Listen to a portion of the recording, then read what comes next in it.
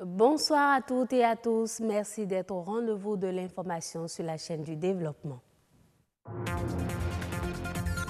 L'électronique, voilà une filière qui offre plusieurs débouchés à ceux qui en font un métier. Seulement très peu de jeunes s'y intéressent. Zoom sur ces métiers bien spécifiques dans un instant.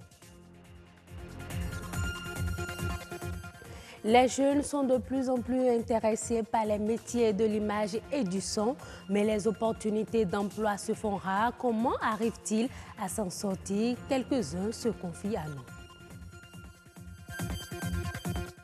Et puis, le Bénin a éradiqué la polio depuis 2015. Toutefois, il reste vigilant et en permanence en état de veille.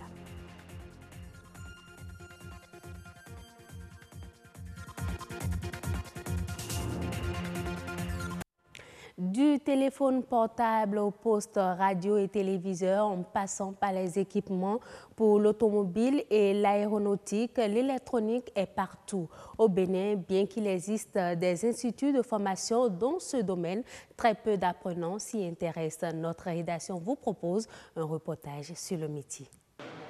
L'électronique, une option très peu choisie de nos jours par les apprenants. Dépanner les postes téléviseurs et radio n'est pas uniquement le domaine de l'électronicien. Il intervient également dans tous les secteurs du métier. L'électronicien peut intervenir sur tout équipement électronique, sans exception. Nous avons quand je viens au niveau du domaine dans le génie biomédical, nous avons les électroniciens. Dans le génie biomédical, on parle du génie biomédical, c'est les électroniciens qui interviennent le plus. Quand on parle d'échographe, électrocardiographe, tout équipement au niveau duquel nous avons des composants électroniques, l'électronicien intervient. L'électronicien intervient aujourd'hui dans tous les domaines, tout. Je dis bien tous les domaines, parce que l'électronique, l'informatique a atteint tous les domaines aujourd'hui. L'électronique même aujourd'hui est à la base donc, de l'informatique. Moi, je continue de le dire, de le marteler très fort, parce que ce sont les électroniciens qui ont conçu l'ordinateur. L'électronique était le patriarche même de l'informatique, au début. Et on ne peut pas se passer non plus de l'électronique aujourd'hui, parce que même en informatique, on a besoin de maintenir, de faire la maintenance donc, des équipements informatiques et électroniques. Mais des fois électriques aussi. Donc là, on a forcément besoin de l'électronicien. Ces apprenants ont fait un choix qu'ils assument. Raison évoquée, la rareté des apprenants, mais aussi la curiosité. Je vois qu'au Bénin, il manque des électroniciens. C'est pourquoi j'ai eu à prendre cette filière. Moi, j'ai choisi d'être électronicien parce que j'ai remarqué que les filières générales ne donnaient plus. Il y avait tellement de monde là-bas. Il y avait ce qu'on appelle le go-slow là-bas. Ils sont près de 10 000 candidats à composer pour la série D. Donc, c'est pourquoi moi, j'ai choisi l'électronique. Et j'ai aussi choisi l'électronique parce que c'est une filière d'avenir, en fait. J'ai choisi d'être électronicien parce que j'ai vu dans ce monde actuellement que c'est l'électronique qui est à la base de tout. Parce que actuellement, si vous voyez dans le monde de l'automobile, dans tout, l'ordinateur, tout est électronisé. J'ai choisi d'être électronicien parce que j'aime beaucoup la curiosité scientifique. Il faut être curieux, savoir ce qui est. À côté des cours théoriques qu'ils acquièrent à travers les livres et autres documents spécialisés dans l'électronique, ces apprenants renforcent leurs connaissances avec la manipulation des matériels techniques. C'est à l'atelier que les apprenants font ce que nous appelons la pratique, touchent au matériel électronique et s'habituent au matériel électronique. Parce qu'en tant qu'électroniciens, ils sont appelés à effectuer des mesures sur le terrain, ils sont appelés à faire des dépannages, ils sont appelés à faire de la maintenance. Alors ici, on leur donne le goût, les b.a.-ba de la maintenance. Non seulement ils font des matières pratiques où il y a des exercices de dépannage aussi qu'on essaie. Vers la fin de l'année, on finit vite le programme et on essaie ces exercices-là pour les mettre en forme. Quand vous ne comprenez pas une matière en théorie, en pratique, vous pouvez mieux comprendre. On ne se trompe pas du tout en choisissant la filière électronique. Les drones aujourd'hui, c'est l'automatisme. Vous voyez, donc l'électronique est partout. À l'ère des technologies de l'information et de la communication et du numérique, la valorisation de la filière électronique relève d'une priorité. Ils sont des centaines de jeunes à s'inscrire chaque année pour une formation audiovisuelle. À la fin de la formation, peu arrivent à s'insérer dans une entreprise de presse. Pour comprendre les difficultés liées à cette employabilité dans l'audiovisuel, une équipe de la rédaction a interrogé des acteurs du milieu. Écoutons. Pour le peu d'expérience que j'ai j'ai fait avec ces stagiaires que nous recevons, viennent des centres de formation qui sont sur la place. Je dirais de certains centres de formation qui sont sur la place. Quand vous les recevez, vous constatez que en réalité, c'est des produits bruts qu'on vous envoie. Ils n'arrivent pas à démarrer sur le plan pratique. Et donc, vous êtes obligé de reprendre tout le travail à zéro avec eux.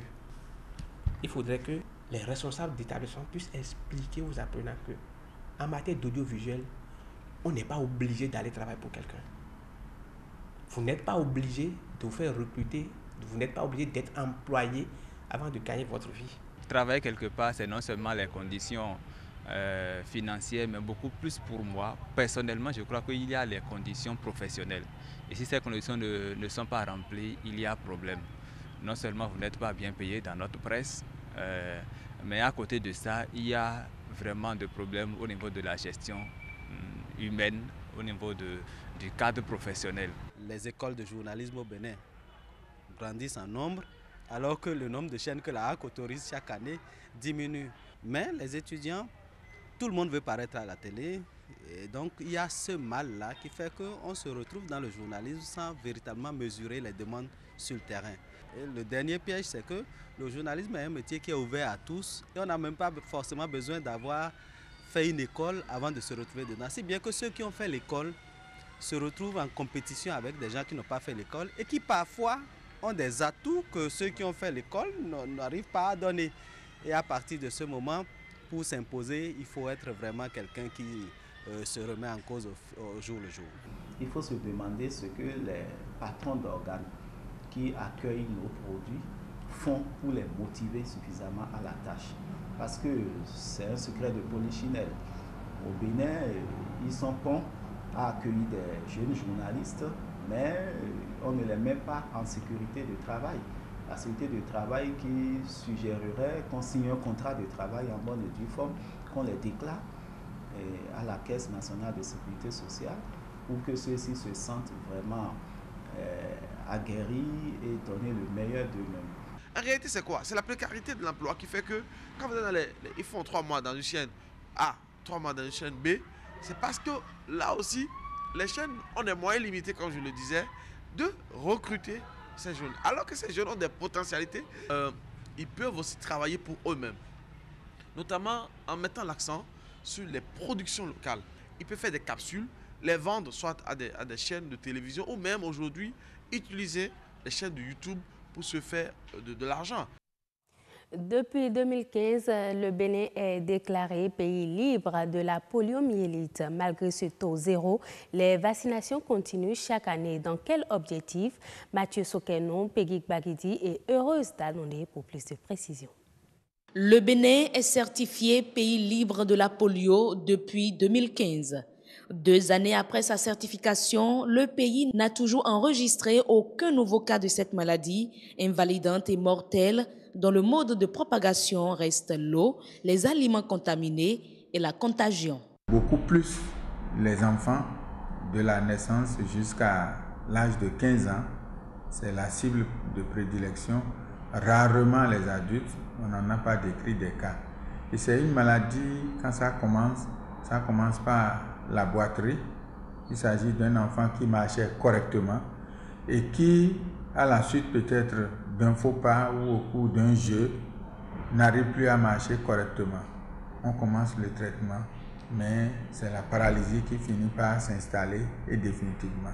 Depuis avril 2009, le Bénin n'a plus enregistré de cas de poliovirus autochtone. Bien que le pays soit exempté, la bataille n'est pas gagnée. Dans le monde entier, aujourd'hui, 3 pays sont porteurs ou prédisposant les autres pays autour à l'infestation. Il s'agit de l'Afghanistan, il s'agit du Pakistan et du Nigeria.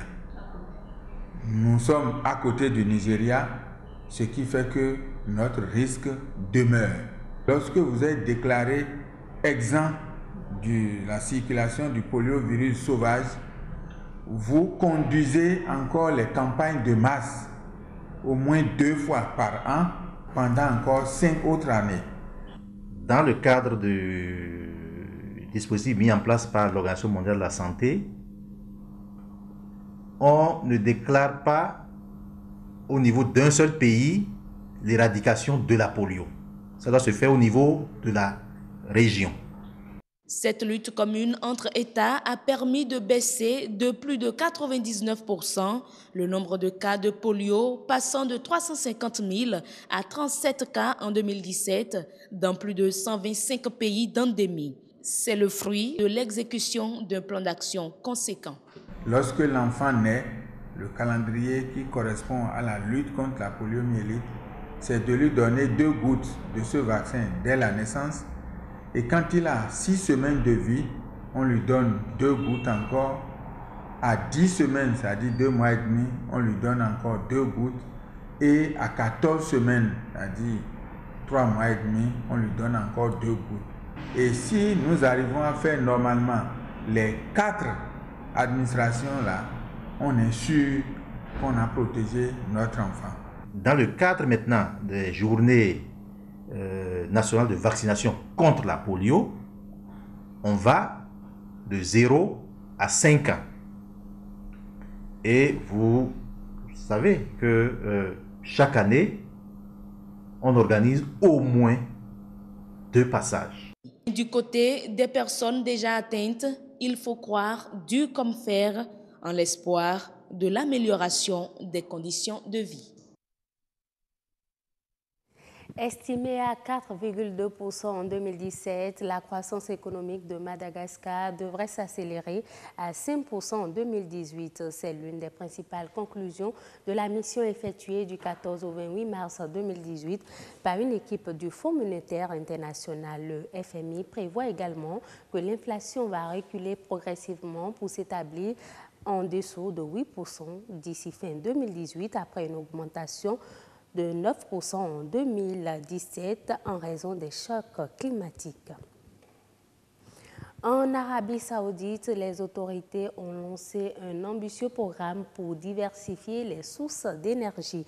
Il s'agit en réalité d'un projet solaire de 200 milliards de dollars, soit plus de 100 000 milliards de francs CFA, révélé la semaine dernière en partenariat avec un groupe japonais, SoftBank. Reportage. 200 gigawatts d'électricité d'ici 2030, soit 100 fois la capacité des plus grands projets actuels. C'est le protocole d'entente signé le 27 mars à New York par le prince héritier saoudien Mohammed Ben Salman. S'il était construit sur un seul site, le parc solaire couvrirait 2 fois la superficie de Hong Kong, selon un calcul de Bloomberg News. Lors d'une visite de l'installation baptisée Solar Village, le directeur du laboratoire solaire à l'Institut King Abdulaziz City for Science and Technology d'Arabie Saoudite rassure de la capacité du royaume à réaliser ce projet. Le site, identifié pour abriter le projet qui comprend un champ solaire fournissant en électricité les villages voisins, a été créé il y a environ 3 décennies. Mais face à la demande sans cesse croissante en électricité, l'Arabie Saoudite fait recours au pétrole et au gaz naturel pour dessaler les 3,4 millions de barils d'eau consommés par jour par la population. Selon les estimations de l'organisation King Abdullah City for Atomic, ce chiffre devrait atteindre 8,3 millions de barils par jour dans 10 ans. Une raison de plus pour accélérer l'installation de cette centrale. Et ce sera tout pour cette édition. Merci de votre aimable attention. À demain.